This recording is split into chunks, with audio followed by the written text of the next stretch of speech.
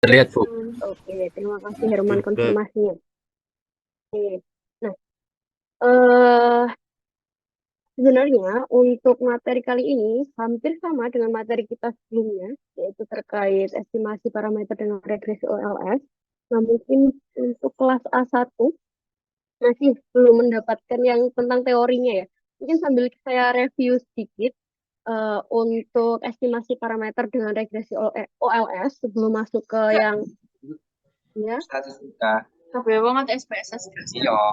Iya, kenapa Fat? Enggak, Bu. Maaf, maaf, Bu. Iya, oke. Oke, mungkin sebelum masuk ke MLE, mungkin sambil saya review ulang kembali untuk metode estimasi dengan OLS. Jadi dalam proses pemodelan atau dalam proses modeling, biasanya kita akan mengestimasi yang namanya parameter. Nah, di dalam parameter ini merupakan nilai yang ingin kita duga dalam suatu model matematis. Biasanya dinotasikan dengan beta. Nah, untuk mengestimasi parameter ini, kita bisa menggunakan berbagai macam metode. Salah satunya yang paling familiar digunakan yaitu metode ordinary least square. Kemudian metode maximum likelihood estimation.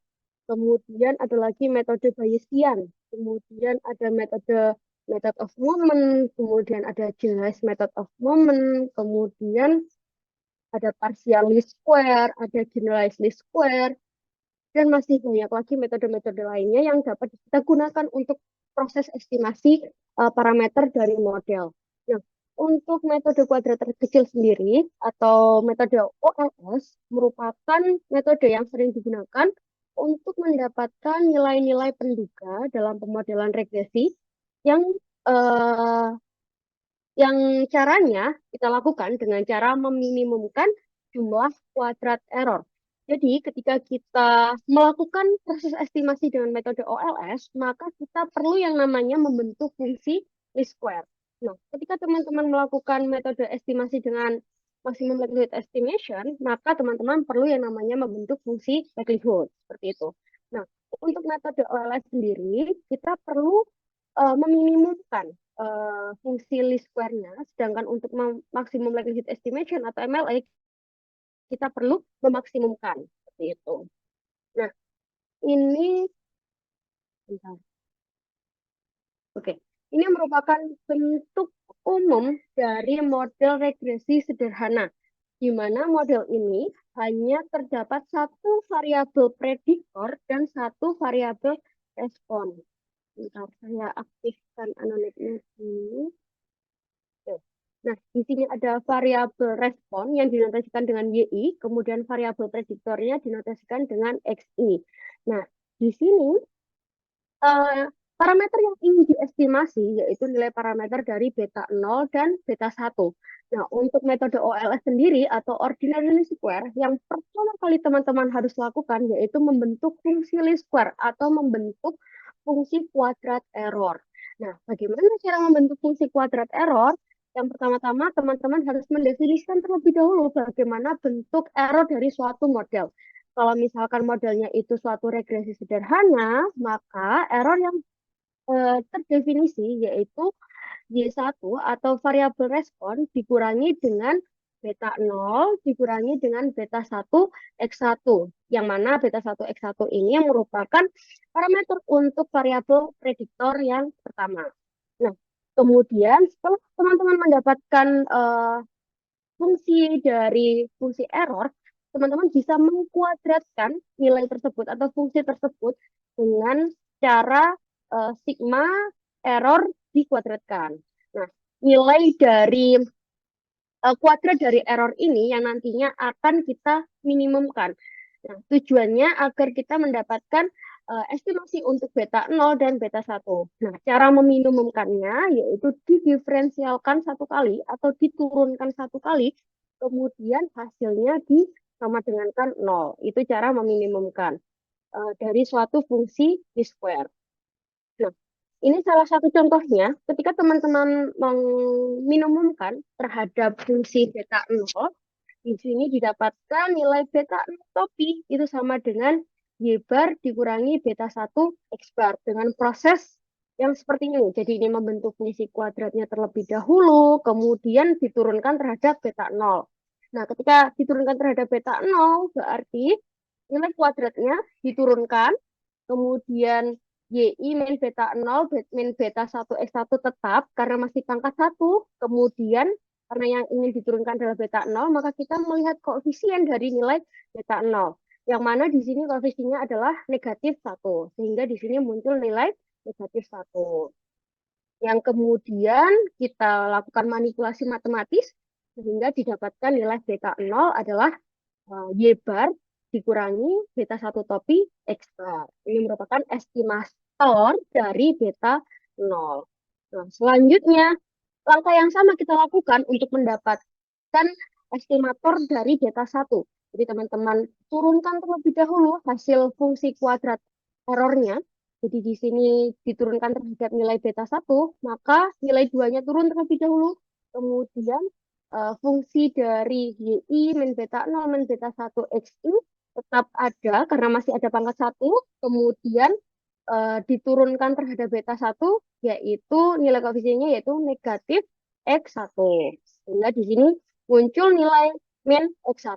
Kemudian disama dengankan 0, kemudian dilakukan manipulasi matematis, sehingga didapatkan nilai beta 1 itu sama dengan sigma XYI dikurangi N X bar Y bar dibagi dengan sigma I kuadrat dikurangi N kali X bar kuadrat. Itu. Nah, ini merupakan bentuk umum yang teman-teman bisa gunakan untuk mendapatkan model regresi. Nah, model regresi sederhana di sini digeneralisasikan di mana nilai variabel prediktornya ada sebanyak K, sehingga nilai beta yang diestimasi juga ada sebanyak K, beta K plus 1. Karena di sini ada beta 0 yang perlu diestimasi juga. Nah, di sini merupakan bentuk matriks atau bentuk umum dari metode regresi berganda. Nah, di mana ketika teman-teman menggunakan sebanyak K variabel prediktor, maka matriks X didefinisikan dengan kolom pertama merupakan konstanta 1. Nah, nilai konstanta 1 ini berguna ketika teman-teman ingin mengestimasi nilai beta 0. Ketika tidak ditambahkan nilai konstanta 1 di sini, maka hasil estimasi teman-teman hanya didapatkan nilai beta 1 sampai dengan beta K. Beta 0-nya akan hilang. Seperti itu. Jadi ketika teman-teman melakukan programming pun atau membuat sintaksnya, perlu berhati-hati ketika mendefinisikan variabel X-nya. Jadi kolom yang pertama ini perlu diisi dengan konstanta 1, baru yang kolom kedua merupakan data dari variabel prediktor yang pertama, kemudian kolom yang kedua adalah data dari variabel prediktor yang kedua, sampai dengan kolom ke K plus 1, ini merupakan data dari variabel prediktor yang ke K. Kemudian di sini ada vektor Y yang merupakan variabel respon.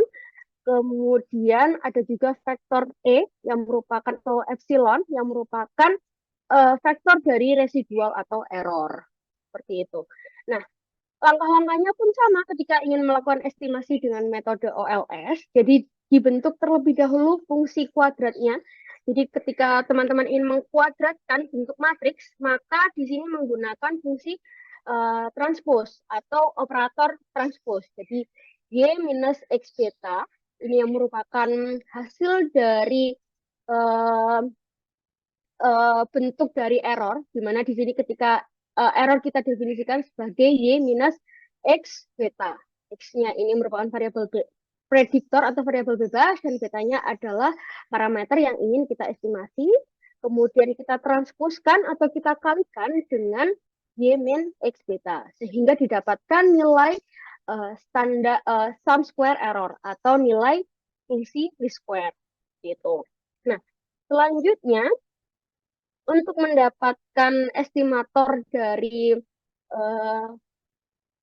model regresi berganda, maka teman-teman tinggal menurunkan terhadap variabel atau terhadap parameter yang ingin diestimasi, yaitu terhadap beta, kemudian disama dengankan 0.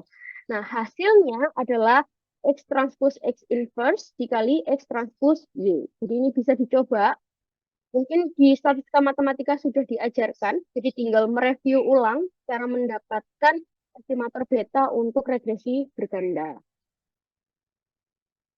Nah, ini eh, summary dari rumus-rumus yang teman-teman bisa gunakan untuk metode kuadrat terkecil. Jadi di sini untuk nilai beta 0, beta 1 didapatkan dengan formula sebagai berikut. Kemudian untuk nilai X bar, Y bar, kemudian nilai varians dari X, kemudian covarians dari XY juga sudah didefinisikan. Kemudian untuk mendapatkan sum square error dan juga untuk mendapatkan nilai dari residual. Itu. Dan juga nilai variansnya. Nah, ini mungkin statistika matematik untuk mendapatkan varians dari model regresi. Nah, selanjutnya akan saya eh, sampaikan untuk materi MLE-nya terlebih dahulu. Sebentar, saya pindah slide. Oke, jadi ketika teman-teman melakukan proses estimasi dengan regresi OLS, bentar, yang teman-teman dapatkan nanti adalah nilai beta topi. Jadi estimator yang ingin didapatkan adalah nilai estimator dari beta. Hanya beta yang didapatkan. Karena teman-teman membangun modelnya atau membangun metode OLS-nya itu dari suatu model, yaitu model regresi. Jadi di sini kan hanya diketahui nilai variabel respon, kemudian variabel prediktor, beta, dan juga epsilon. Nah, dari sini teman-teman kan membangun untuk metode OLS kan dari nilai residualnya atau dari errornya. Error sama dengan Y minus X beta. Sehingga yang bisa diestimasi itu hanya nilai beta. Berbeda dengan metode MLE, kalau misalkan di metode MLE, teman-teman kan membangun modelnya itu dari fungsi likelihood. Sehingga selain nilai beta, teman-teman tuh bisa mengestimasi yang namanya nilai varians atau parameter lainnya yang terkandung di dalam model tersebut. Oke, tunggu sebentar.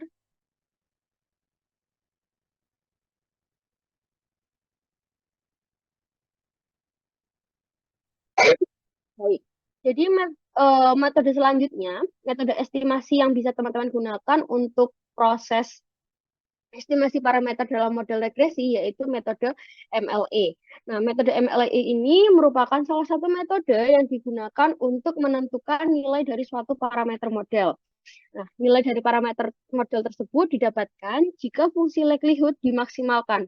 Nah, bagaimana cara memaksimalkan? Ya, yang pertama teman-teman membentuk join PDF terlebih dahulu atau join probability density function, kemudian membentuk likelihood-nya, kemudian membentuk fungsi log likelihood, kemudian yang terakhir adalah memaksimalkan fungsi log likelihood tersebut dengan cara menurunkan atau mendiferensialkan terhadap parameter yang ingin ditaksir, kemudian disama dengankan 0. Jadi ini langkah-langkah umum dari MLE.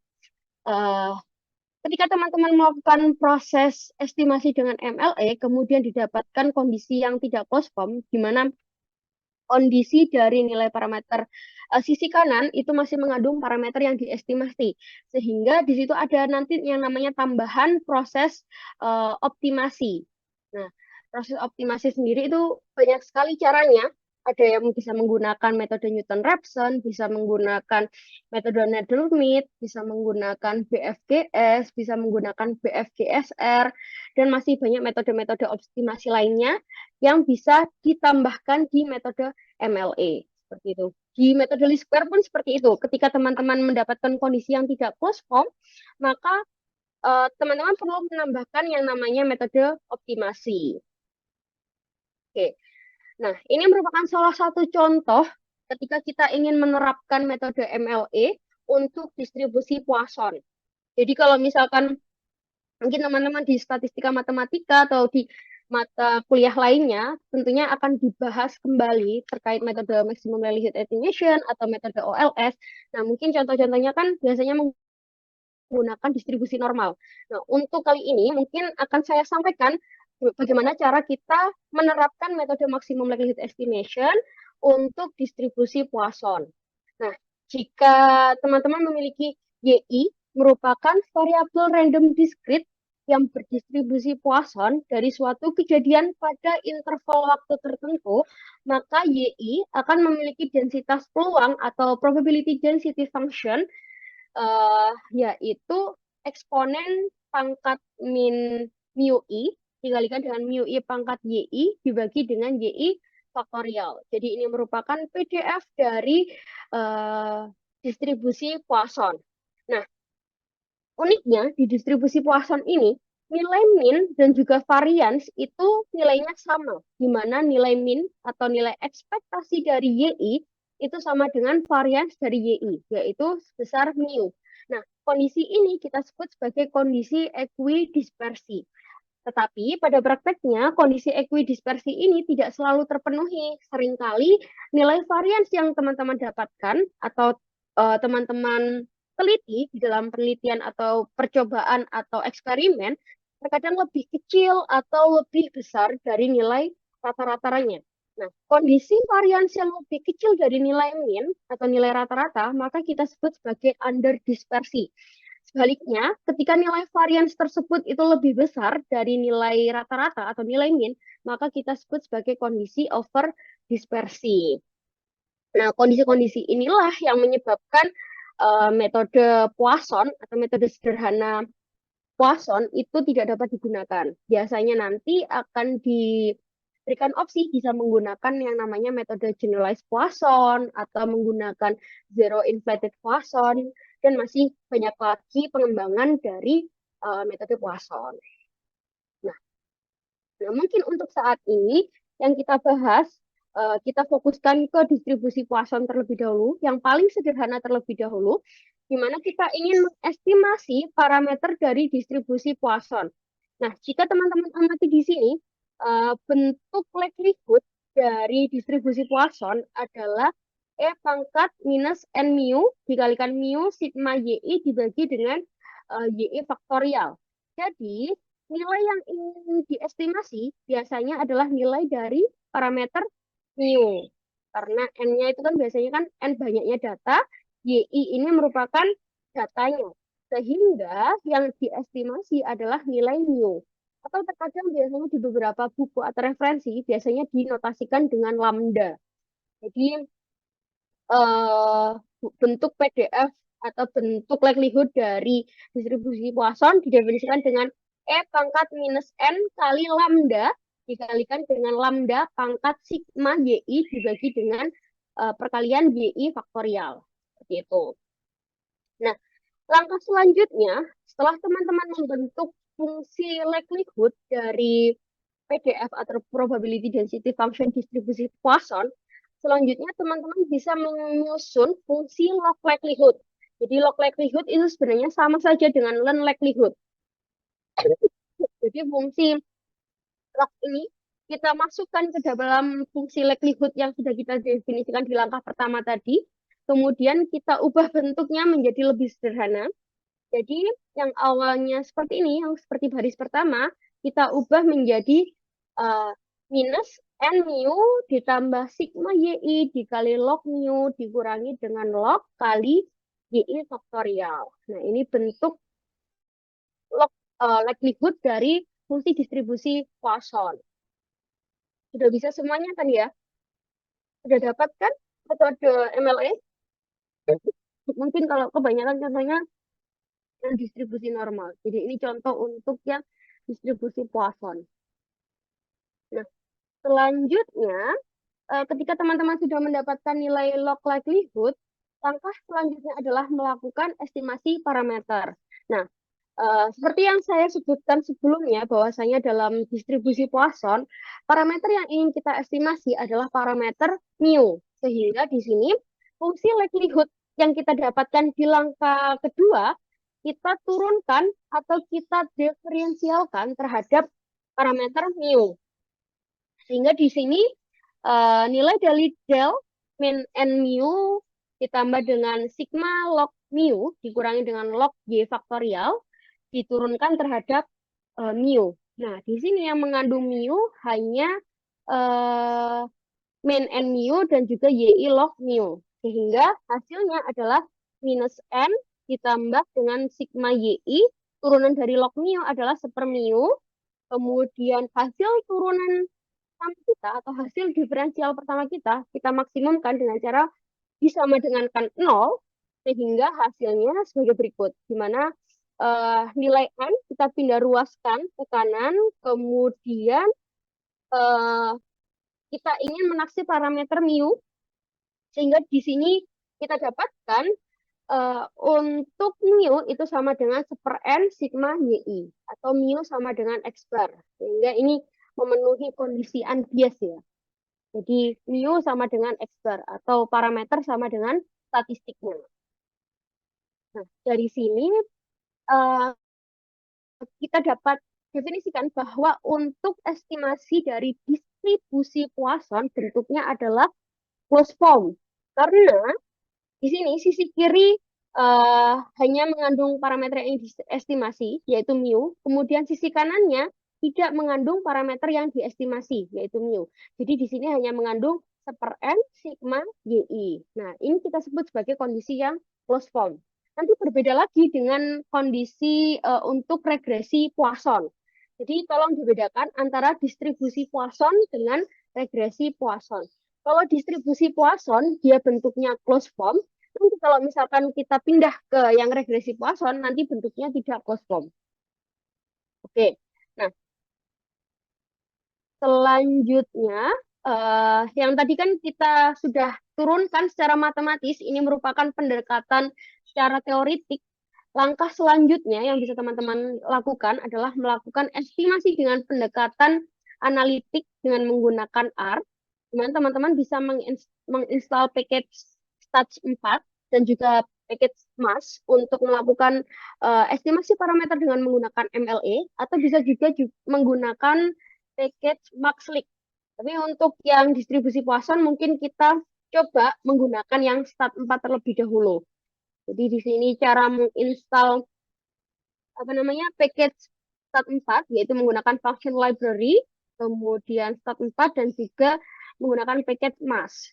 Nah, di sini yang perlu teman-teman perhatikan, ketika teman-teman menggunakan package stat4, nilai likelihood untuk estimasi parameter MLE didefinisikan negatif. Jadi masing-masing package di dalam R itu memiliki ciri yang berbeda-beda.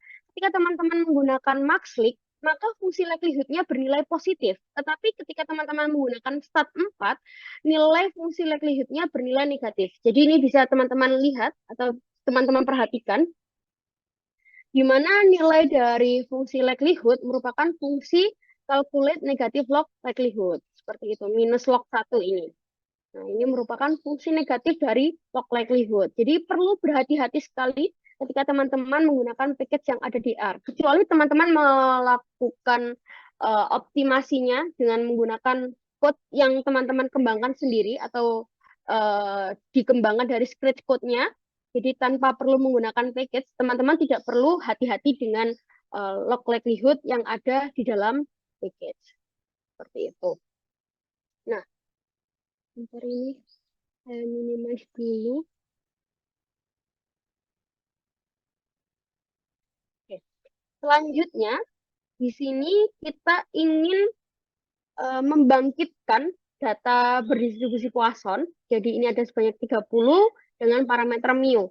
Jadi nanti coba kita kembangkan function untuk mengestimasi distribusi Poisson. Jadi untuk mengevaluasi suatu code atau suatu sintak, maka teman-teman perlu yang namanya membentuk atau melakukan simulasi data. Jadi ini dibangkitkan data dengan distribusi Poisson, di mana data yang dibangkitkan ada sebanyak 300 dan parameter mu yang ingin digunakan adalah mu sama dengan 2. Jadi ini nilai true value istilahnya di dalam studi simulasi. Nah, selanjutnya, setelah teman-teman menggunakan atau menginstal package stat4 dan juga menginstal package MAS, teman-teman perlu menuliskan fungsi likelihood sebelum menggunakan function yang ada di stat4 ini. Jadi stat4 ini hanya memfasilitasi atau menyediakan pendekatan-pendekatan secara numeriknya, yaitu di sini dengan menggunakan BFGS atau menggunakan LPFGSB dan sebagainya. Ini merupakan metode-metode optimasi yang disediakan di package Stat4. Tetapi untuk bentuk dari fungsi likelihood, teman-teman perlu mendefinisikan terlebih dahulu. Nah, cara mendefinisikannya disesuaikan dengan hasil teoritik sebelumnya. Yang tadi kan di langkah 2, teman-teman itu mendapatkan yang namanya fungsi log likelihood. Nah, fungsi log likelihood ini yang kita gunakan sebagai dasar dalam membentuk sintaks di R. Seperti itu. Jadi di sini kan nilainya minus N mu, sigma YI log mu dikurangi log YI faktorial. Nah, coba kita pindah lagi ke pendekatan analitik yang ada di R. Jadi di sini kita bisa memformulasikan fungsi likelihood ke dalam sintaknya. Nah, di sini ini yang kita dapatkan di langkah 2 tadi untuk distribusi Poisson. Nah, kemudian kita definisikan fungsinya dengan parameter mu yang ingin diestimasi, kemudian N ini merupakan banyaknya data, X ini merupakan data yang dibangkitkan, jadi hasil data pembangkitan tadi.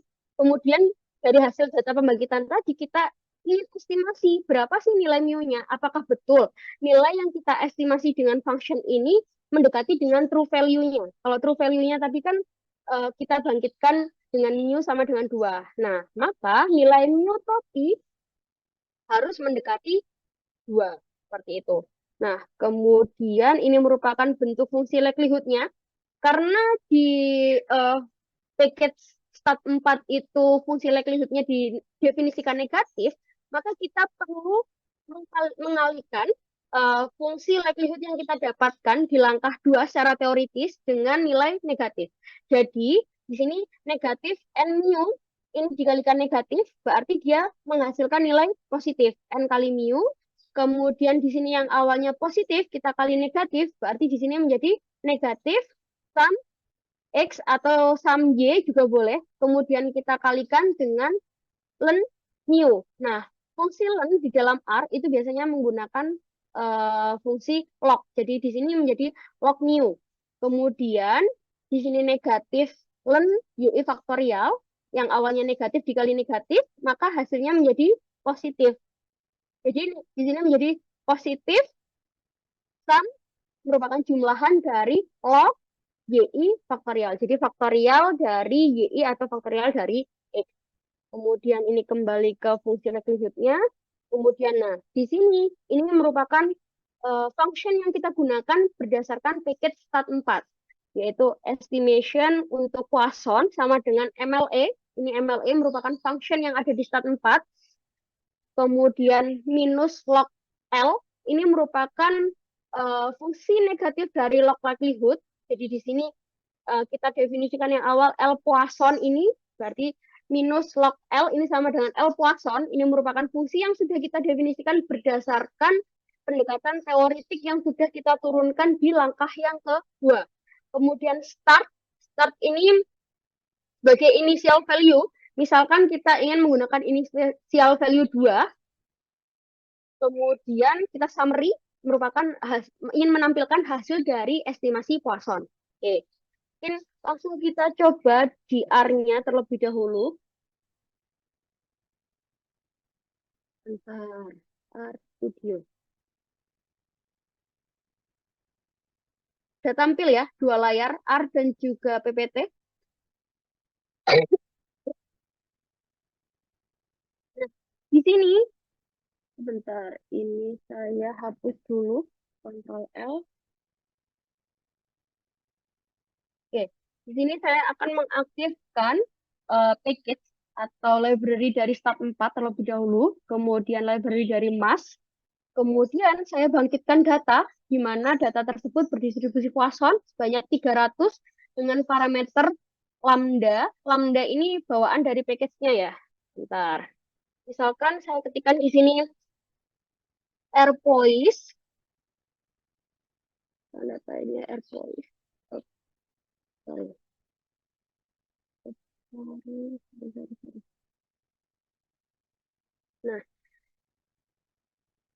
di sini coba saya tampilkan. Nah, lambda ini kita definisikan sama dengan mu. Kalau yang di PPT kan menggunakan mu, tapi kalau di R ini menggunakan lambda. Jadi ada beberapa referensi yang memang sedikit berbeda. Kalau di bukunya Tipsirani itu biasanya menggunakan mu. Trevor dan Tipsirani itu menggunakan mu. Kemudian buku-buku lainnya seperti Walpole itu menggunakan lambda biasanya. Kemudian di sini kita bangkitkan, untuk membangkitkan data berdistribusi Poisson, teman-teman bisa menggunakan function airpoise, jadi random Poisson. Kemudian, nah di sini kita jalankan untuk airpoise ini, sehingga didapatkan data sebanyak 300 yang berdistribusi Poisson dengan parameter mu atau lambda sama dengan 2. Nah, selanjutnya, setelah teman-teman mendapatkan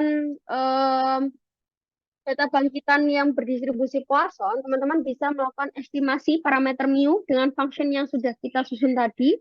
Jadi ini merupakan L Poisson sama dengan function mu, n length, kemudian X ini merupakan datanya, kemudian for ini untuk loopingan kita, untuk fungsi likelihood-nya, untuk mengakomodasi sum, kemudian kembali ke fungsi likelihood-nya. Seperti itu. Nah, kemudian estimation Poisson ini tempat untuk kita menyimpan hasil estimasi MLE dengan nilai likelihood yang sudah kita definisikan sebelumnya, kemudian dengan nilai awal mu sama dengan 2. Nah, di sini kita tampilkan dengan function summary, didapatkan nilai estimasi untuk mu itu sebesar 1,8766.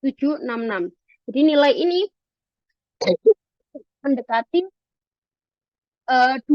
Jadi 1,87 ketika kita bulatkan, dia bisa mendekati 2. Maka function yang sudah kita kembangkan ini sudah sesuai dengan nilai parameter yang kita definisikan di awal. Kan di sini di awal kita definisikan lambdanya atau mu-nya sebesar 2, di mana nilai hasil taksiran kita yaitu sebesar 1,876661. Nah, nilai ini sudah mendekati 2. Nah, ketika teman-teman membangkitkan ulang, nanti biasanya hasilnya juga akan berubah lagi. Karena kan hasil data bangkitan itu bisa berbeda-beda. Nah, ini saya coba bangkitkan ulang. Di sini didapatkan hasil estimasi sebesar 1,949999. Nah, ini sangat mendekati nilai 2. Jadi itu salah satu cara ketika teman-teman ingin menguji apakah sintak teman-teman yang sudah kembangkan atau function yang sudah teman-teman kembangkan itu sudah betul atau tidak. Jadi cara melihatnya sangat mudah sekali. Di sini kan kita sudah mendefinisikan dari awal sebagai true value-nya yaitu sebesar lambda sebesar 2 atau mu sebesar 2. Nah, kemudian hasil estimasinya di sini kita lihat apakah hasil estimasi kita itu mendekati 2 atau tidak. Kalau semakin menjauhi 2, maka error yang kita hasilkan atau function yang kita kembangkan itu salah. Tetapi ketika nilai hasil estimasi kita mendekati nilai true value-nya, maka dapat kita simpulkan bahwa hasil uh, code yang kita kembangkan atau sintak yang kita susun itu sudah betul. Seperti itu. Oke. Ada yang ditanyakan? Belum saya lanjutkan ke regresi Poisson. Jadi itu cara untuk mengestimasi parameter distribusi Poisson.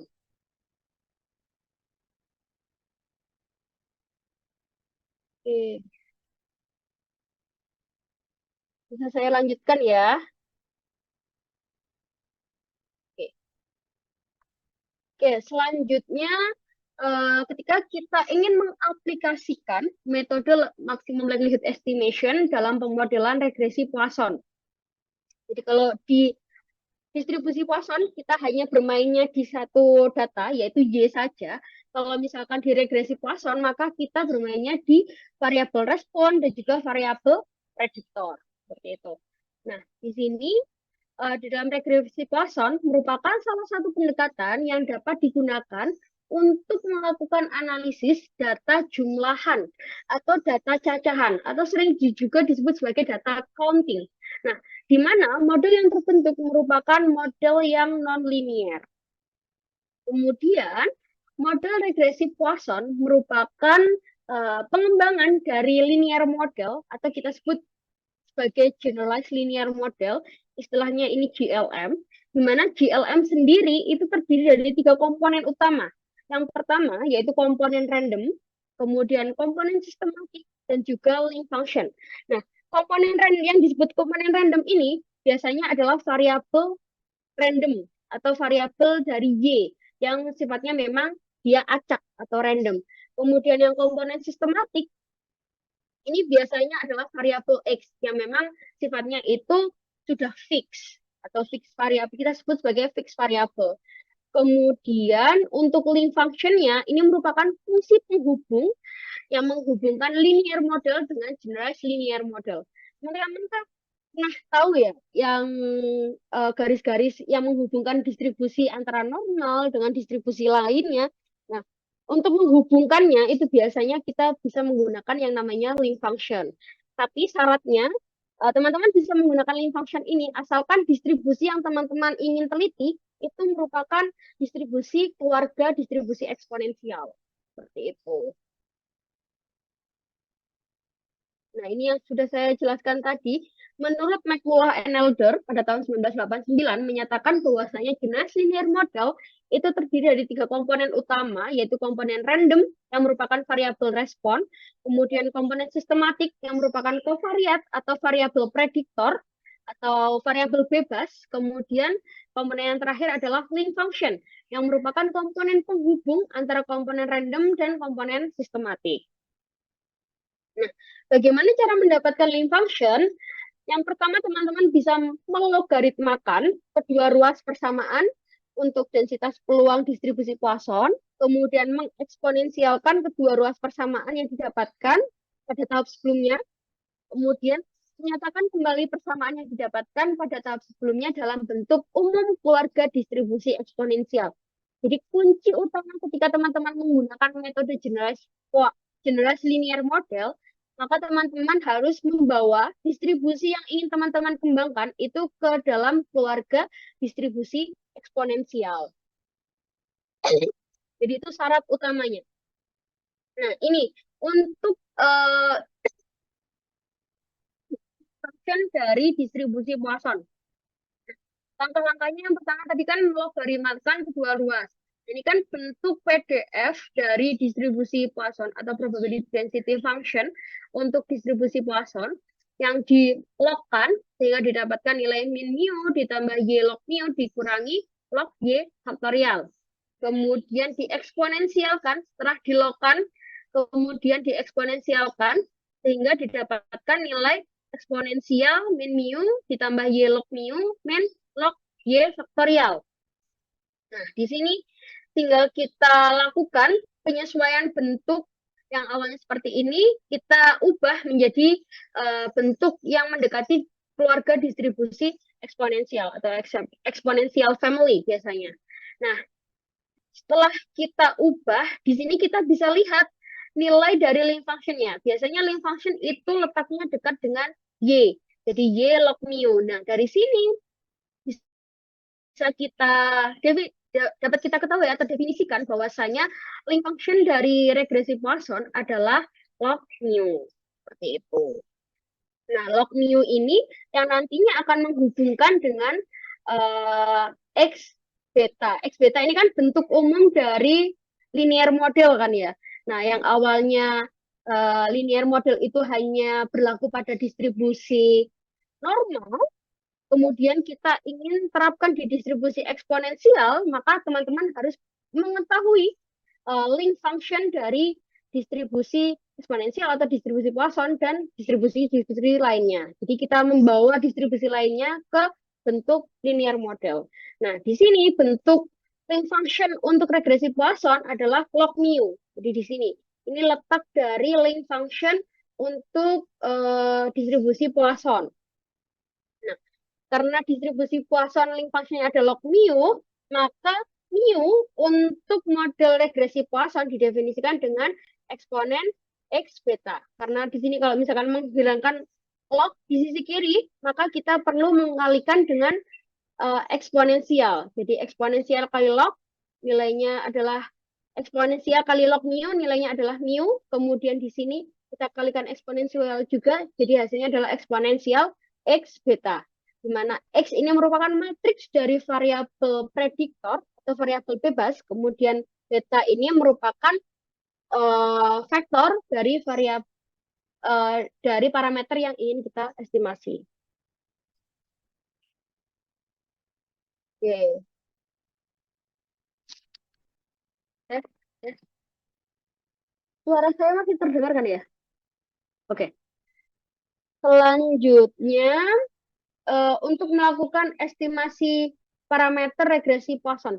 Jadi setelah teman-teman mendapatkan yang namanya link function atau fungsi penghubung dari distribusi Poisson, teman-teman bisa membawanya ke pemodelan dengan regresi Poisson, yaitu nilai mu-nya itu sama dengan eksponen X beta. Jadi ini kunci utama ketika teman-teman ingin mengembangkan regresi Poisson. Nah, di sini untuk pengaplikasian metode maximum likelihood estimation atau metode MLE di dalam analisis regresi Poisson, maka langkah-langkah yang teman-teman lakukan, yang pertama adalah menyusun fungsi likelihood-nya terlebih dahulu. Jadi hampir sama dengan yang distribusi Poisson sebelumnya. Yang pertama kali dilakukan yaitu membentuk fungsi likelihood-nya. Jadi ini merupakan join PDF dari distribusi Poisson yang kemudian setelah didapatkan fungsi likelihood-nya, maka bisa dikalikan dengan log likelihood atau ln likelihood-nya. Kemudian tahap di sini kita definisikan nilai mu-nya. Yang tadi kita dapatkan bahwa link function dari mu itu sama dengan eksponen Xi transpose beta atau X beta.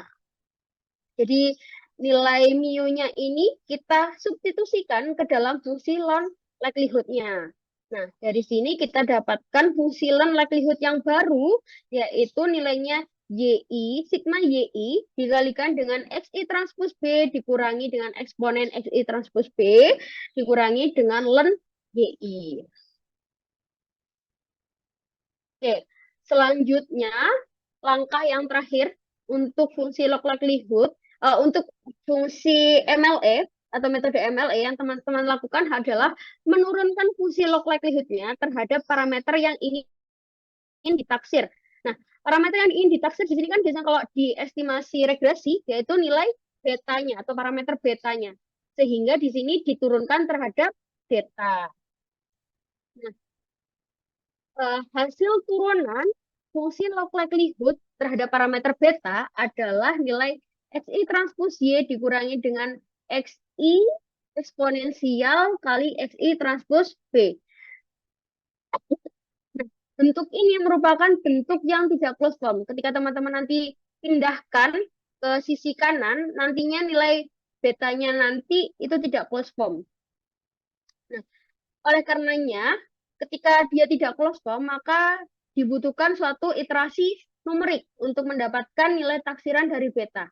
Nah, metode iterasi numerik yang bisa digunakan ada yang namanya metode Bern-Hull-Hausman atau BHHH, kemudian ada metode Newton-Raphson, kemudian ada metode Nelder-Mead, kemudian metode BFGS, kemudian BFGSR, dan masih banyak lagi metode-metode lainnya yang bisa teman-teman gunakan untuk proses optimasi atau mendapatkan estimasi parameter dari model. Nah, ini merupakan algoritma untuk mendapatkan estimator dari beta, dari model regresi Poisson dengan cara menggunakan algoritma BHHH dan juga menggunakan Newton-Raphson. Jadi pada dasarnya untuk algoritma BHHH dengan algoritma Newton-Raphson itu sama. Yang membedakan antara BHH dan Newton-Raphson, kalau BHH itu hanya menggunakan turunan yang pertama. Sedangkan untuk yang metode Newton-Raphson ini perlu mendapatkan turunan yang kedua untuk membentuk matriks Hessian-nya ini. Nah, di sini langkah-langkah untuk algoritma BHH. Yang pertama adalah menentukan nilai awal semua parameter model regresi Poisson.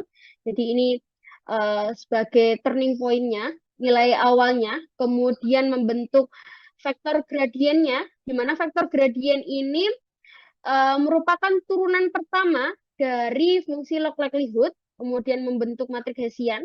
Untuk matrik Hessiannya ini bentuknya sama dengan bentuk vektor gradien. Kemudian melakukan proses iterasinya. Nah, iterasinya ini dimulai dari M sama dengan 0, jadi langkah yang ke-0. Di sini didefinisikan dengan beta topi M plus 1 sama dengan beta M dikurangi dengan matrik Hessian dari beta M dikali vektor gradien dari beta M. Kemudian kita mencari selisihnya. Ketika nilai selisih antara beta M plus 1, langkah ke-1 dengan nilai beta M, sangat kecil mendekati 0, maka proses iterasi dapat berhenti. Kemudian ketika nilainya masih besar, maka proses iterasi akan tetap berlanjut. Seperti itu. Nah, ini merupakan algoritma untuk yang Newton-Raphson. Ketika teman-teman menggunakan Newton-Raphson, maka teman-teman harus mendapatkan yang namanya turunan yang kedua. Di sini kalau misalkan vektor gradiennya kan ini turunan yang pertamanya. Jadi ini kalau ada P parameter P variabel prediktor, maka diturunkan terhadap beta 0, kemudian beta 1 dan juga beta ke P. Kemudian untuk matrik Hessiannya diturunkan juga. Turunan keduanya jadi ada beta 0, kemudian diturunkan beta 1, beta P dan seterusnya. Untuk komponennya ini bentuknya simetris. Kalau dibentuk dalam bentuk apa namanya matrik, maka yang perlu dicari hanya di segitiga atasnya. Seperti itu untuk membentuk matrik Hessian. Nah, selanjutnya langkah keempat dalam proses algoritma Newton-Raphson yaitu memasukkan nilai beta 0 atau nilai awal ke dalam elemen-elemen vektor gradien dan juga matrik Hessian, kemudian menghitung selisihnya. Kemudian ketika nilainya sangat kecil atau mendekati dengan 0, maka proses iterasi dapat berhenti. Tetapi jika bentuknya masih besar, maka dia akan terus berjalan. Seperti itu. Nah, kalau kelebihan dari algoritma BHHH itu biasanya proses optimasinya cenderung lebih cepat jika dibandingkan dengan Newton-Raphson. Karena kalau Newton-Raphson kan kita perlu menurunkan sampai 2 kali. Maka bentuk fungsi yang kita estimasi atau kita looping itu nantinya membutuhkan waktu yang sangat lama. Berbeda dengan yang BHH hanya menggunakan turunan yang pertama sehingga cenderung lebih cepat jika dibandingkan dengan algoritma Newton-Raphson. Jadi mungkin itu untuk materi kita terkait MLE. Mungkin yang tertarik metode optimasi bisa dikembangkan. Langkah-langkahnya hampir sama dengan membentuk function yang sudah saya jelaskan tadi untuk distribusi Poisson. Bentar. Nah, kalau yang di sini tadi kan kita mendefinisikan fungsi likelihood-nya saja. Nah, kalau misalkan teman-teman ingin mengestimasi dengan BFGS atau dengan Newton-Raphson, dengan BHHH dan sebagainya, itu perlu didefinisikan yang namanya vektor gradien, kemudian matrik Hessiannya. Jadi perlu dijelaskan, kemudian tinggal dimasukkan ke dalam function bisa atau ke dalam package yang ada di stat 4 atau bisa menggunakan Maxlib. Bentar, mungkin sambil saya tampilkan ya yang package Maxlib. Nah ini. Jadi Maxlib itu merupakan package untuk maximum likelihood estimation and related tools. Jadi di sini banyak sekali metode optimasi yang bisa teman-teman gunakan. Sebentar. Nah, ini contohnya yang pertama ada Max BFGS. Jadi ini metode optimasinya adalah metode BFGS. Kemudian ada Max BFGSR. Ini dengan BFGSR. Kemudian Max BHH. Ini dengan algoritma BHH. Kemudian yang Newton-Raphson itu yang ini Max NR. Seperti itu. Jadi banyak sekali metode optimasi yang bisa teman-teman gunakan ketika menggunakan package Maxlik. Nah, tapi untuk menggunakan package Maxlik ini, teman-teman perlu mendefinisikan namanya fungsi likelihood, kemudian fungsi vektor gradien, dan juga matriks Hessian-nya. Nah, mungkin contohnya, bentar, mungkin saya tunjukkan sintaks yang sudah saya kembangkan ya. Ini bukan yang regresi Poisson, tapi ini untuk metode spasial. Jadi ini contohnya ketika saya menggunakan metode MLE dengan BHH. Jadi di sini saya definisikan yang pertama initial value, kemudian di sini fungsi likelihood-nya. Setelah mendefinisikan fungsi likelihood, kemudian membentuk fungsi gradiennya. Nah, ini bentuk gradiennya ini sangat sedikit, ya lumayan kompleks lah ya. Bisa dikatakan lumayan kompleks untuk bentuk vektor gradien, padahal ini hanya turunan pertama. Bisa dibayangkan ketika teman-teman menurunkan sampai turunan kedua, tentu akan jauh lebih kompleks dan lebih rumit ketika membentuk matriks Hessian. Tetapi itu nanti yang akan membantu teman-teman untuk proses estimasi dengan distribusi yang non-normal atau distribusi-distribusi yang tidak berdistribusi normal.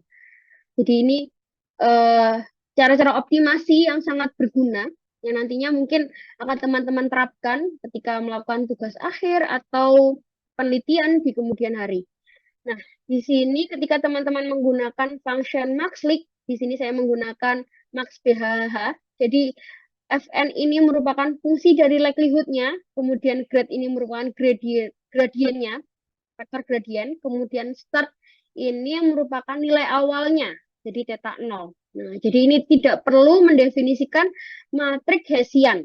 Jadi hanya dibutuhkan vektor gradien ketika teman-teman menggunakan metode estimasi BHH.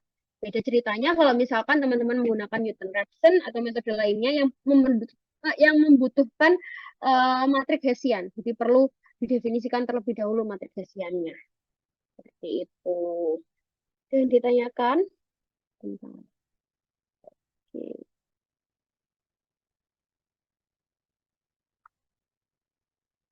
Bagaimana? Cukup jelas? Atau ada yang masih dibingungkan?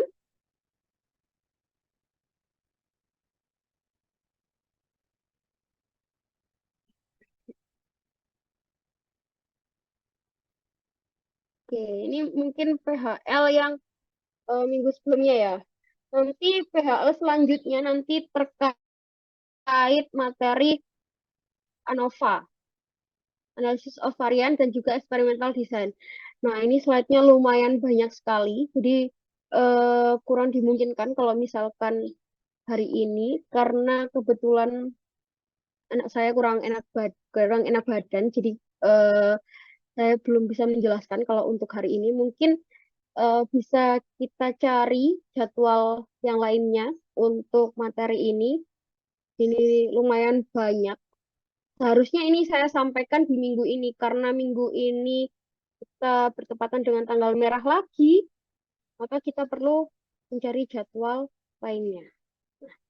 Kemudian minggu depan mungkin sudah masuk minggu terakhir, jadi minggu kuis sebelum masuk ke UAS. Seperti itu. Nah, untuk materi ANOVA sendiri, nanti ada desain eksperimen, ada RAL, ada RAKL, kemudian ada RBSL, kemudian ada rancangan faktorial. Jadi mungkin ini bagian besar sudah teman-teman dapatkan di semester sebelumnya. Ini tinggal kita review sedikit, kita dalami lagi terkait metode-metode ini dan juga komputasinya. Seperti itu. Ya, nanti akan saya tampilkan untuk R-nya yang tadi, untuk yang distribusi Poisson. Untuk yang regresi Poisson nanti bisa teman-teman coba sebagai latihan. Eh, karena kalau yang regresi Poisson kan perlu mendefinisikan faktor gradien dan juga fungsi likelihood-nya. Gitu. Ada lagi yang mau ditanyakan? Ibu, tadi saya terlambat masuk, apakah masih bisa absen, Bu? Iya. Permisi, Bu, tadi saya terlambat masuk, apakah masih bisa absen? Oh iya, Ananda Alvin ya? Iya, Ibu. Iya, nanti Terima saya kasih, Bu. absenkan. Ada lagi yang belum absen? Ananda Alvin kelas apa? A1, Bu. Sebentar, A1. Bisa kok. Kan ini PHL kan ya. Bentar.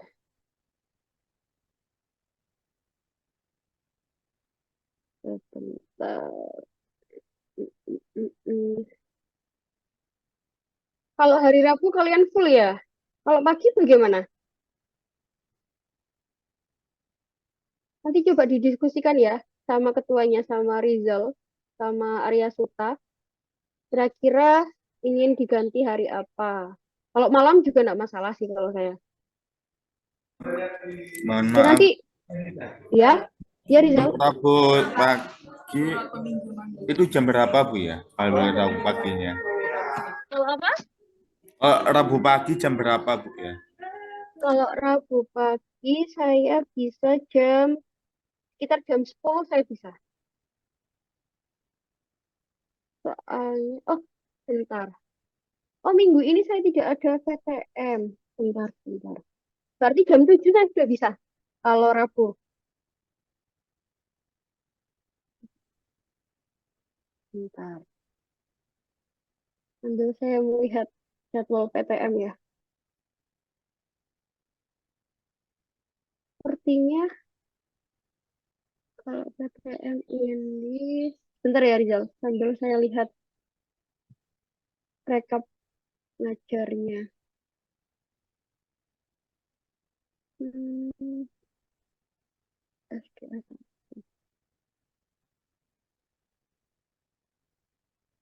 Oh iya, sudah full. Ya, jadi untuk Rabu Minggu ini saya free. Jadi mungkin jam 7 bisa. Karena saya sekitar jam 11-an nanti ada rapat. Gitu. Terus baru bisa lagi siang. Tapi siang kalian ada kelas data mining ya. Data mining A1 sama A2. Apa tadi Ananda Alvin? Bentar, nanti Bu, lupa. kalau kelas Rabu itu kelasnya online ya Bu ya? Atau bagaimana? Iya, boleh online. Atau mau offline juga tidak masalah. Tapi offline mungkin kelasnya Saya agak susah ya. A1, Bu. Pak A1. Ya, sebentar, sorry Alvin.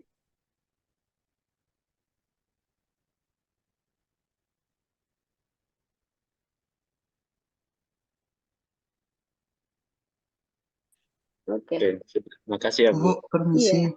Mm-mm. Atas nama Adi Jalu juga belum Oke. absen. Ada lagi? Idris, Elzandi, sama Sean?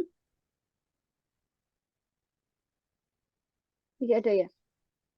Oke. Bu, mohon maaf Bu, untuk Matmat Mm-mm. A1 itu ada PL juga jam 7 hingga jam setengah 10-an. Oh, yang hari Rabu ya? Ya, Rizal. Iya Ibu, kata kelas A1 itu ada PL jam 7 sampai jam setengah 10-an.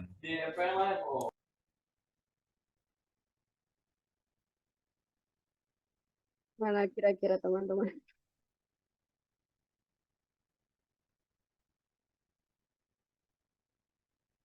Ini kuisnya kan hari Kamis kan ya? Kalau minggu depan kira-kira bagaimana? Sudah terlalu banyak kuis sama ini ya?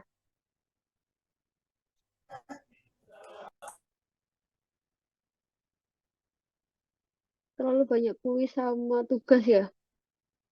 Kalau misalkan Senin depan bagaimana?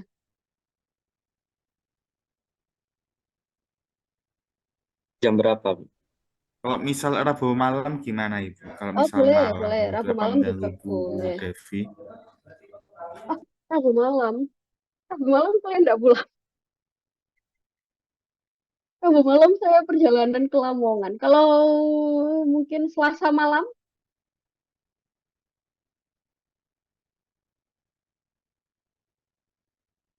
bagaimana? Nantilah kita coba diskusikan lagi ya Rizal. Coba nanti dikomunikasikan sama teman-temannya, nanti bisa disampaikan ke saya. Gitu ya. Eh, izin Bu, tadi pas absen saya kelempar Bu. Oh, Zandi. Bentar. A1 ya? Iya Bu. Idris sama Makasih banyak Sean ya Bu. ini masuk tidak? Yang Idris sama Sean? Tidak ya? Udah. Saya stop screen dulu.